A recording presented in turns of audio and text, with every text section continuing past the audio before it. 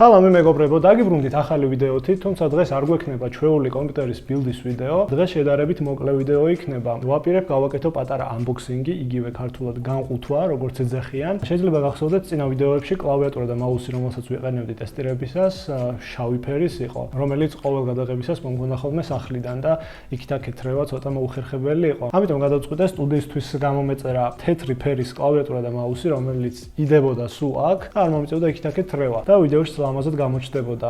ახლა და გამოვწერე ორი ავარჩიე, ძალიან მაგარი კლავიატურა და მაუსი, ახლა გაჩვენებთ რომლებია. მექანიკურია და ასევე შევადარებ მის ხმებსაც. მესროლეთ მაუსით დავიწყებ. გადმოვაგდეთ შეიძლება. ესე იგი Steel Series Aerox 3 wireless-ი, რაღაც ესეთი სახელი აქვს. ხომ მინდოდა რეალურად, მაგრამ არ იყო სტოკში, რაც მე მინდოდა Razer-ის რომელიღაც მოდელი, იმიტომ რომ კლავიატურა Razer-ი ვიყიდე. გოცრავად. მართლა რკინისაა მგონი. მოკლედ, აი ესე გამოიყურება. აქეთ არაფერი არ გვაქვს. და სიმართლე გითხრათ, ისეთი არ არის, როგორცაც ველოდი. რაღაც ძალიან სათამაშოს გავს და ძალიან უხარისხო პლასმას გავს. ძალიან ბანძი მაუსია. ვიდზეა მარტო კარგი. ანუ რაღაც მსუბუქი როა ბევრისთვის კარგია, მაგრამ თან ზომაშიც პატარაა, სადაც ჩემი მაუსი. ზომაშიც რაღაც პატარაა, ჩემი ხელისთვის არ არის ზედ გამოჭრილი. ეს მაუსი ბევრად უფრო მომწონს. ეს რაღაცა ძალიან ის არის, იაფიანი პლასმასის ისა აქვს, რა ქვია. ძალიან ჩინური ვიდი აქვს, ხო. ანუ შეხედე უკვე რაღაცა ნიტოა, უკვე გამწვდარს გავს ეს მაუსი და ახალი იყო. ყუთში გვაქვს კიდევ ეს რა არის?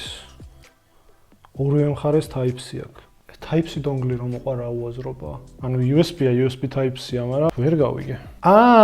გასაგებია.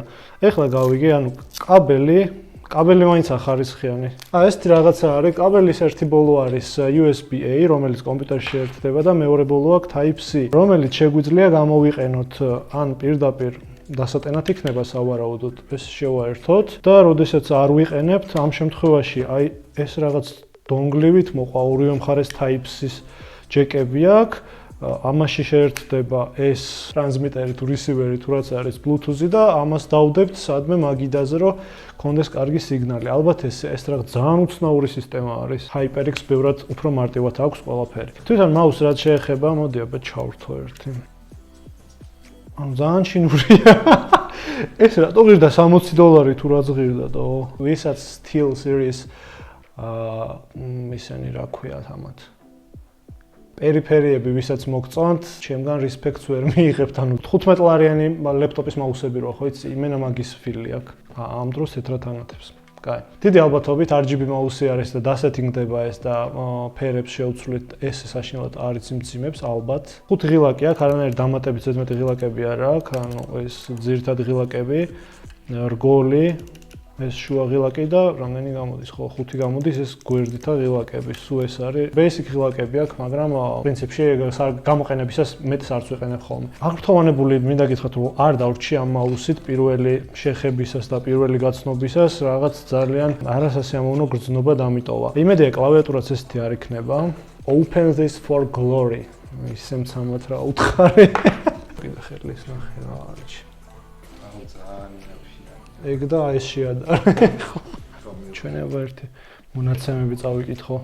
მონაცემებს რაც შეეხება, მეგობრებო, ძალიან ისე რაღაც სასწაულად არ გამოიყურება ამ ფასის მაუსისთვის. რაც ყველაზე მთავარია წონა, 68 გრამია და იგრძნობა, ანუ რაღაც ბუმბულივით მაუსია. ყალგამძლეობა აქვს თუ რაც ქვია, ხებგამძლეობა IP54, ანუ წყალს თუ გადააცხავთ, ალბათ გადარჩება, რავი, ძალიან ღია სქემები ჩანს შიგნით და რავი. Polling rate 1000 Hz, აქსელერაცია 40G, მაქსიმუმ აქსელერაცია და sensitivity 18000. მოკლედ ეს არის და ეს, ხო, ელემენტს რაც შეეხება, Bluetooth რეჟიმში 200 საათამდე ძლებს დატენვის გარეშე, default განათება რაც არის, ესე ციმციმ განათებაში და თუ 2.5 ერთიანი უსადენო კავშირით გამოიყენებთ, მაშინ 80 საათი ძლებს. ნუ საკმაოდ დიდი ხანი ძლებს. ჩემი HyperX-ის მაუსი ამდენი ხანი ვერ გაჩავს. 3 დღეში ერთხელ ვტენი ხოლმე. გააჩნია როგორ გამოიყენებთ, რა თქმა უნდა, გამოყენებაზეც ამის ელემენტი დამოკიდებული 2 დღეშიც დამისვამს, მაგრამ ამას აქვს ზატო Qi charge-ი, ანუ wireless charge-ი.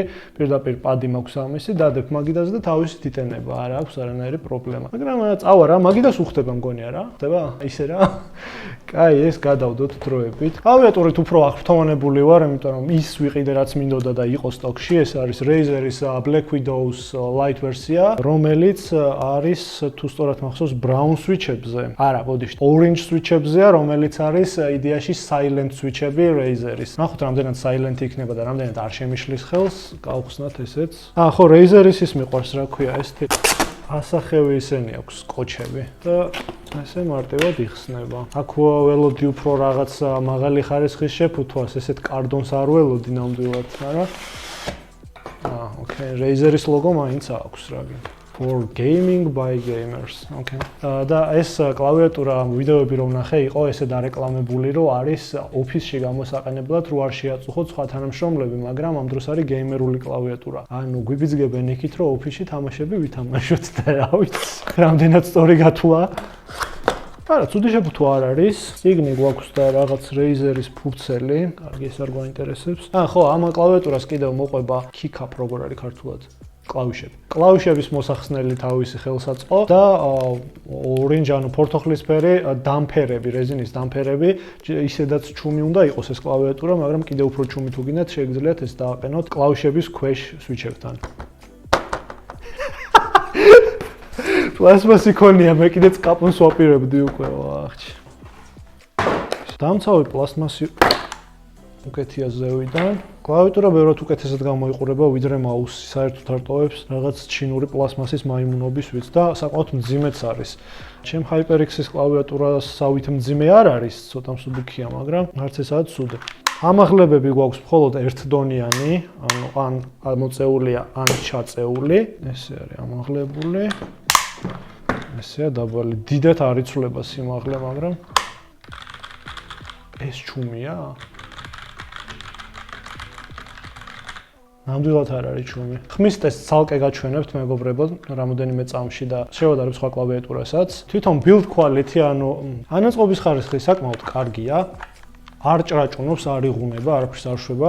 მეტალისაც არის და მეტალის არის ეს ფენა, რაზეც არის სვიჩები დამაგრებული და ქვევიდან აქვს პლასტმასი. პლასმასის ხუფი აქვს ქვევიდან დამაგრებული. ნუ კაი კლავიატურაა, მომწონს, ანუ სტუდიისთვის წავა. ეხლა რომ შევაერთებ, ნახოთ ვაფშე როგორ აინთება. ეს თეთრი არ არის, ეს არის ვერცხლის ფერი, by the way. მგონი არ მუშაობს. აინთე ჯიგარო. სვერტი შესაძლებელი. მოკლედ მოდი გავტესტოთ ეს ხმაზე. ხმაზე გავტესტოთ რა, წერან კი გავტესტეთ, არ არის ჩუმი. მაგრამ მინდა შევადარო სხვა კლავიატურებს, რომელიც მაქვს. ეს არის ჩემი HyperX რომელიღაც მოდელი, Core Alloy რაღაც, მოკლედ რაც ქვია, რომელსაც ვიყენებ და არის red switch-ებზე, წითელ switch-ებზე, ანუ HyperX-ის წითელი switch-ები არის ესეთი ხმით. რაღაც პლასმასის ხმა აქვს ამას, როც კაპაწკუპა ხმა. HyperX-ის წითელი switch-ების ხმა უფრო მომწონს მე პირადად, იმიტომ აქვს ეს კლავიატურა დღემდე. და გვაქვს კიდე მესამე კლავიატურა, ასევე large switch-ებზე, ასევე რა Razer-ი არის orange switch-ებზე, ეს იყო HyperX-ის წითელი switch-ები და გვაქვს ასევე blue, ანუ ყველაზე ხმაურიანი კლიკი. მოკლედ ეს არის ის G Pro, რომელიც გავათამაშე, რამოდენიმე წუთის წინ მოვრჩი streams და გავაგრძელე ამ ვიდეოს ჩაწერა, ამიტომ შეიძლება timeline-ი, ანუ დროში არ დაემთხვეს ეს ვიდეოები, როდესაც ამ ვიდეოს დავდებ. არ შეიმჩნიათ მოკლედ მეგობრებო. სრული არსენალი გვაქვს აქ კლავიატურების. აი ეს მეტალის კაპაწკუპის ხმა როგორ მიყვარს. თავიდან მქონდა ზუსტად ესეთი კლავიატურა HyperX-ის, იყო large switch-ებზე და დაახლოებით ესეთი ხმა მქონდა როგორც ამ G Pro-ს. და ღამე ძალიან ხმაურიანი იყო, ამიტომ შევცვალე ჯერ aqua switch-ებზე, რომელიც არის large და წითელს შორის ხმაურის დონით. და არც ის მომეწონა და შემდგომ გადმოვედი წითელ switch-ებზე. ყველაზე ძალიან მე მაინც წითელი switch-ების ხმა მომწონს, არ მოგატყუებთ. ეს ჩვენი სტუდიის კლავიატურა იქნება. ცოტა მოპლასმასო, მაგრამ ვითომჩუმი, მაგრამ რეალურად არაჩუმ switch-ებზე. კარგი, კიდევ ერთი რაღაც მინდა გავტესტო. ეს sound დამპერები, ანუ ხმის შემამცირებელი რინგები, რგოლები უნდა დავაყენო და ნახო ერთი რამდენად აჩუმებს. აი ესეთი რაღაც მოყვება, რომელიც არის კლავიშების, ღილაკების ამოსაღები. საკმაოდ კომფორტული რაღაცა არის. მე ყოველთვის ხელით ვაძრობდი ხოლმე, იმიტომ რომ ეს არ მქონდა აქამდე და ეხლა ამას გამოვიყენებ. რამოდენიმე კლავიშს მოვხსნი და დაუყენებ ამ ხმის დამხშობებს და ნახოთ რა სხვაობა ექნება.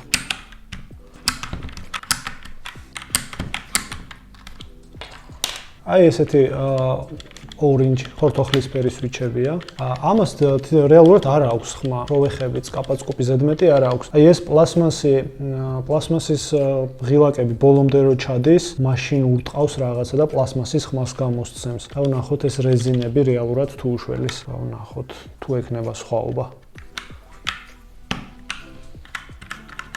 დიდად არაფერი არ შეცვალა. ეს არის ხმის დამხშობებით.